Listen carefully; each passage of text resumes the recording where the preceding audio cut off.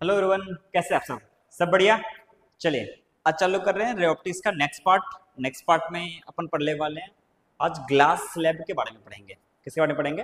Glass slab पढ़ेंगे। I hope आप पूरी प्लेलिस्ट को देख रहे होंगे।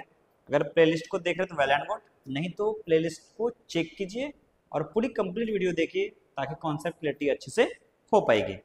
ठीक है, आज का हेडिंग है refraction through a glass slab. Refraction through a glass slab ना। ग्लास स्लैब के थ्रू हमें क्या पढ़ना है? रिफ्रैक्शन। ओके, चलिए देखते हैं इसमें कि रिफ्रैक्शंस कैसे करते हैं और क्या निकलता है। ठीक है, मान लो कि ये हमारा क्या है, ग्लास स्लैब है।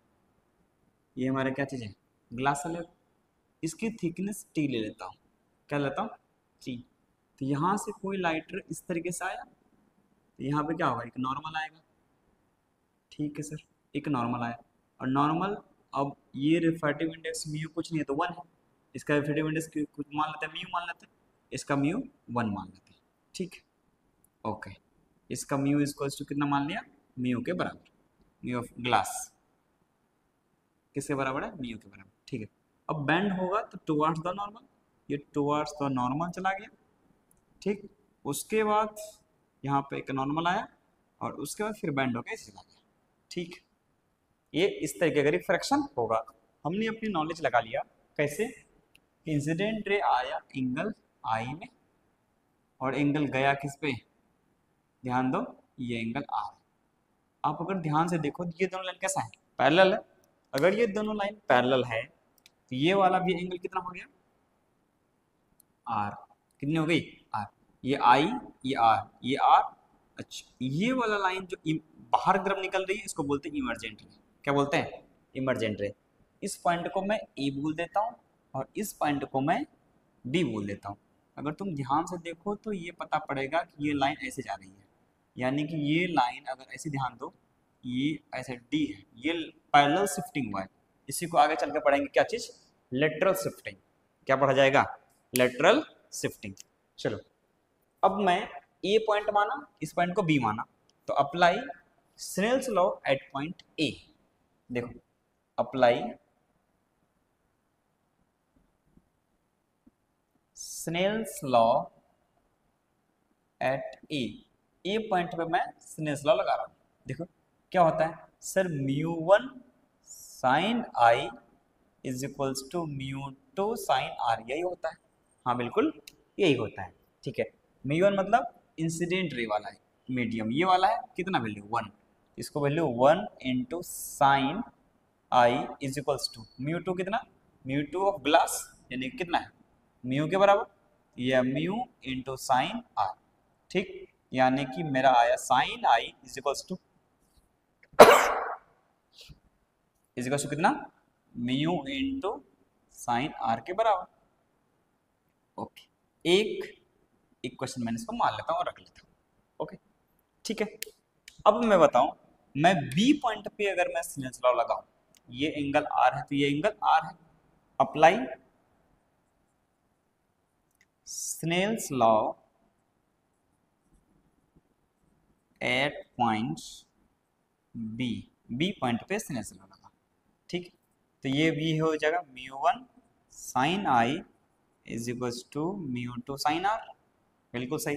और आर के जगह में यहाँ क्या है? ई। अच्छा, इंसिडेंट रे कौन सा? ये वाला इंसिडेंट रे। तो इसके लिए म्यू 1 कौन सा हो गया? Mu of G. देखिए म्यू, ये होगा कितना? Mu sine are equals to mu 2 के जगह में कौन सा? ये बाहर वाला, जैसे कुछ नहीं है तो म्यू कितना है? 1 है। तो ये आया कितना? 1 साइन आर के जगह में क्या आ जाएगा? ये वाला एंगल कितना है? ई। Okay, sine E. तो ये वैल्यू आ जाएगा कितना? Mu sine are equals to sine E. ठीक, ये इक्वेशन फर्स्ट, ये इक्वेशन सेकंड। ध्यान से देखिए, from equation first and second क्या मिला? From equation first and second we get, क्या मिला? साइन आई बराबर म्यू साइन आर है, म्यू साइन आर बराबर साइन ई है, तो साइन आई बराबर साइन ई हो गया, है ना। Sine I is equals to sine E. अगर ऐसा हो जाए, साइन आई बराबर साइन ई हो जाए, इसका मतलब है angle I is equals to E हो गया। क्या हो गया? Angle I equals to E हो गया। इसका मतलब मैं बोल सकता हूं कि after refraction through the glass slab, rectangular glass slab, incident ray and emergent ray are parallel to each other. ऐसे बोल सकते हैं। तो मैं बोल सकता हूं, यहां नोट करके देखो, नोट करके मैं लिख रहा हूं, after refraction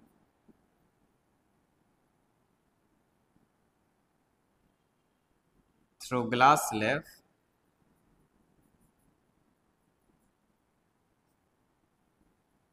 glass slab, incident रे, इंसिडेंट रे एंड जो लास्ट में निकले उसको क्या बोलते हैं? Emergent ray. Emergent ray are parallel to each other, each other, है ना। और ध्यान से देखो, एक चीज और समझ में आएगा, ये जो दोनों पैरेलल रे, इंसिडेंट रे जिधर जाना चाह रहा था, इमर्जेंट रे जिधर गया, इस दोनों के बीच जो परपेंडिकुलर डिस्टेंस है उसको बोलते हैं लेटरल शिफ्ट। क्या बोलते हैं? लेटरल शिफ्टिंग, यानी पैरेलल शिफ्टिंग। यानी बोलूंगा कि the perpendicular distance between incident ray and emergent रे इज क्या? लेटरल शिफ्ट, यानी कि parallel shift. The perpendicular distance, the perpendicular distance between incident ray and emergent ray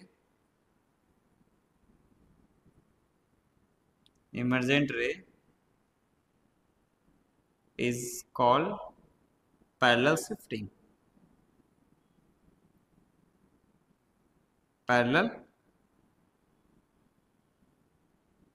shifting और lateral shifting।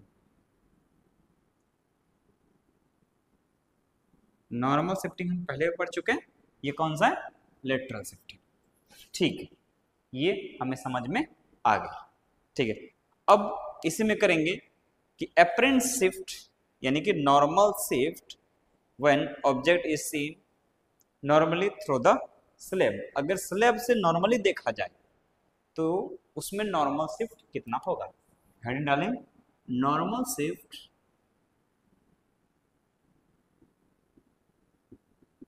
In a glass slab, normal shift in a glass slab. इसमें ये चर्चा करते हैं कि नॉर्मल शिफ्ट कितना होता है। चलो इधर देखो ध्यान से, है ना, ध्यान देना सही से, आपको एक बार में समझ में आ जाएगी। ठीक,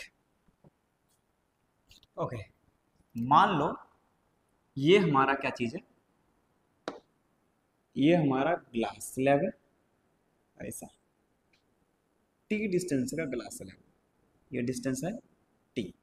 ठीक है, ऑब्जर्वर मान लो यहाँ, ऑब्जर्वर यहाँ, यानी देख यहाँ से रहा है, और ये देख कैसा रहा है? परपेंडिकुलर। कैसा देख रहा है? परपेंडिकुलर। ठीक, परपेंडिकुलर देख रहा है। ठीक, मान लीजिए यहाँ पे क्या है? ऑब्जेक्ट है। ये क्या है? ऑब्जेक्ट है। ये क्या चीज है? ऑब्जेक्ट है। अब इसका हम क्या बनाते हैं? रिफ्रैक्शन। क्या करते हैं? रिफ्रैक्शन। इस सरफेस का नाम देता हूँ ए बी सी डी। यहाँ से कोई लाइट रे निकलेगा, ये ऐसे जाएगा, ठीक, और रिफ्रैक्शन होने के बाद ये नॉर्मल बेंड होगा टुवर्ड्स द नॉर्मल। ठीक, तो ये कहाँ से आता हुआ लगेगा? सर पहला वाला रे ना, ये यहाँ से आता हुआ लगेगा।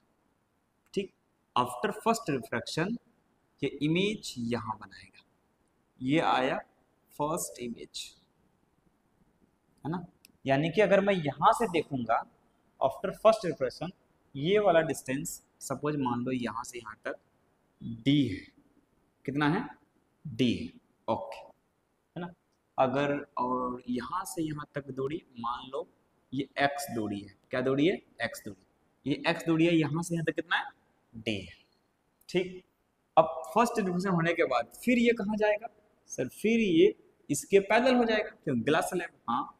अब उसको पीछे करो तो सेकेंड रिफ्रैक्शन का इमेज आपको यहाँ से आता हुआ दिखाई देगा। तो यहाँ कौन सा इमेज बना, सेकेंड इमेज, कौन सा इमेज बना है, सेकेंड इमेज, ध्यान दो। तो ये बना है हमारा सेकेंड इमेज, और यही हमारा क्या चीज है, फाइनल इमेज। ये क्या चीज है हमारा, फाइनल इमेज, ठीक है। और ये दूरी अगर मैं डी कितना बोल दो, ये डी डैश बोल देता हूँ इसको क्या बोलता हूँ, डी डबल डैश, ओके। अब बताओ फाइनली इस इंसान को कहाँ, यानी कि इस साइड में जो इंसान देख रहा है उसको कहाँ दिखाई देगा, फर्स्ट इमेज दिखाई देगा या सेकंड इमेज दिखाई देगा, second image. Observer is able to see the object at the position of second image, है ना। ये ऑब्जेक्ट था, इसका फर्स्ट रिफ्रैक्शन हुआ, तो यहाँ पे अगर कोई बैठ के देखेगा उसको ये दिखाई देगा, लेकिन जब और एक रिफ्रैक्शन हो गया तो इसका ऑब्जेक्ट बनाया और इसको इमेज यहाँ आया, तो सेकंड रिफ्रैक्शन होने के बाद जो इस साइड में बैठा है उसको दिखाई देगा ये वाला, है ना। तो मैं यहां से बोल सकता हूं, क्या बोल सकता हूं, observer is able to see the image, second image, able to see the second image of the object, है ना। ऐसे बोल सकते हैं observer is able to see the कौन सा image, second image of an object, is able to see the second image of an object because two refraction is taken place at surface, कहाँ पर, A B and C D, ये दो surface पे क्या हुआ, refraction हुआ, ठीक। After first refraction, first refraction कौन सरफेस में, after first refraction at surface A B surface में पहले रिफ्रैक्शन हुआ, तो हमें पता है क्या चीज, एपरेंट डेप्थ जो है वो कितना है, डी डैश। अच्छा, रियल डेप्थ कितनी है, रियल डेप्थ, जो रियल डेप्थ है वो कितनी है, एक्स है, वो कितनी है, एक्स है, ओके। अब हमको पता है कि एपरेंट डेप्थ जो होता है वो कितना होता है, mu of observer by mu of object into real depth. ये फॉर्मूला पता है, एपरेंट डेप्थ है कितना, ये है sir D dash, mu of observer इस सरफेस के लिए कहाँ पे, म्यू पे, तो ये आया mu by mu of object इस सरफेस कहाँ पे 1 इनटू क्या, एक्स, तो डी डैश की जो वैल्यू आई वो कितनी आई, mu into X, mu into X, okay. अब सेकंड रिफ्रैक्शन लीजिए, क्या लीजिए, आफ्टर सेकंड रिफ्रैक्शन थ्रू कौन सा, सी डी, ध्यान दो, सी डी सेकेंड रिफ्रैक्शन होने के लिए एपरेंट डेप्थ जो है वो कितना है सर, ये वाला डी डबल डैश प्लस में टी, तो D double dash plus T, ठीक है, ओके। रियल डेप्थ कितनी है, रियल डेप्थ, तो रियल डेप्थ ये ऑब्जेक्ट हो गया, तो डी डैश ये वाला प्लस में टी, तो D dash plus T. Okay, तो डी डैश प्लस टी को क्या लिखा जा सकता है, D dash mu into X, या आया mu x plus T. Okay, real depth है। अब बताओ, अब इसमें क्या करेंगे, apparent depth is equals to, ध्यान देना सही से, apparent depth is equals to mu of क्या, observer, mu of observer by mu of object into real depth, ये हो जाएगा एपरेंट डेप्थ। एपरेंट डेप्थ जो आएगा वो हमारा है कितना सर, एपरेंट डेप्थ जो है वो हमारा डी डैश प्लस टी है, डी डबल डैश प्लस में टी है, ये एपरेंट डेप्थ है। ओके, तो म्यू ऑफ ऑब्जर्वर कितनी है, तो सर म्यू ऑफ ऑब्जर्वर अब यहां चला गया ये 1 बाय म्यू ऑफ ऑब्जेक्ट कितनी है, अब इस मीडियम के लिए था तो इसके लिए कितना आएगा mu into real depth, real depth कितनी है, तो डी डैश यानी कि रियल डेप्थ यहां देख लो, तो इनटू कितना रियल डेप्थ, तो म्यू एक्स प्लस टी, इतना आ जाएगा। देखो इधर में कितना आया, D double dash plus t is equal to, multiply कर लो तो x plus t by mu, ये आ गया। ठीक है, हमें चाहिए क्या सर, हमें जो चाहिए डी डबल डैश और x, x minus D double dash कर दूंगा तो ये हमारा क्या आ जाएगा, नॉर्मल शिफ्ट, क्या हो जाएगा नॉर्मल शिफ्ट। देखो तो अब बताओ क्या डी डबल डैश माइनस करना किस में से, एक्स में से, तो अब इसको ले जाओ इधर, बाकी को ले आओ इधर, तो देखो क्या x minus D double dash, यही क्या है नॉर्मल शिफ्ट, कितना आगे बढ़ा, ये वैल्यू कितना है एक्स, एक्स की वैल्यू एक्स आने देता हूँ, ये देखो एक्स ये गया इधर और ये गया इधर, क्या हो गया T minus T by mu, यानी कि 1 minus 1 by mu into T. ध्यान से देखो, ध्यान से देखो, पता पड़ेगा ये वैल्यू कितनी आई 1 minus 1 by mu into T. ठीक, यानी कि मैं बोल सकता हूं कि नॉर्मल शिफ्ट जो आया 1 minus 1 by mu into T के, 1 minus 1 by mu into T के बराबर है, ये हमारा क्या वैल्यू आ गया नॉर्मल शिफ्ट। ओके, ध्यान से देखो तो आपको एक चीज और पता पड़ेगा, है ना, एक चीज क्या पता पड़ेगा कि इसमें हमने क्या किया नॉर्मल शिफ्ट, है ना, तो नॉर्मल शिफ्ट का फॉर्मूला निकल के क्या आया, नॉर्मल शिफ्ट, तो यहां लिख देता हूं नॉर्मल शिफ्ट को जो फॉर्मूला आया वो कितना आया 1 minus 1 by mu into T, ये आया। ओके, सब बढ़िया, सब समझ में आ गया। ओके, अब मैं बोलूं कि बाहर में जो ऑब्जर्वर है वो कौन सा मीडियम था 1 में, कौन सा था 1 में, और ग्लास स्लैब की वजह शिफ्ट हुई। अगर यहाँ बाहर की मीडियम 1 ना हो करके कुछ और हो जाए तो मैं बोलूंगा क्या म्यू ऑफ सराउंडिंग। तो देखो नॉर्मल शिफ्ट इक्वल टू कितना लिखा गया 1 minus 1 by mu into t, इसको और करके लिख सकते हैं normal shift is equals to 1 minus mu of surrounding by 1 minus mu of surrounding by mu of glass into width. देखो ये आ जाएगा, है ना, तो मैं बोल सकता हूं normal shift is equal to 1 minus mu of observer by mu of class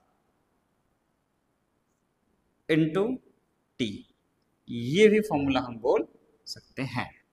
ठीक, तो कुछ खास था नहीं इसमें।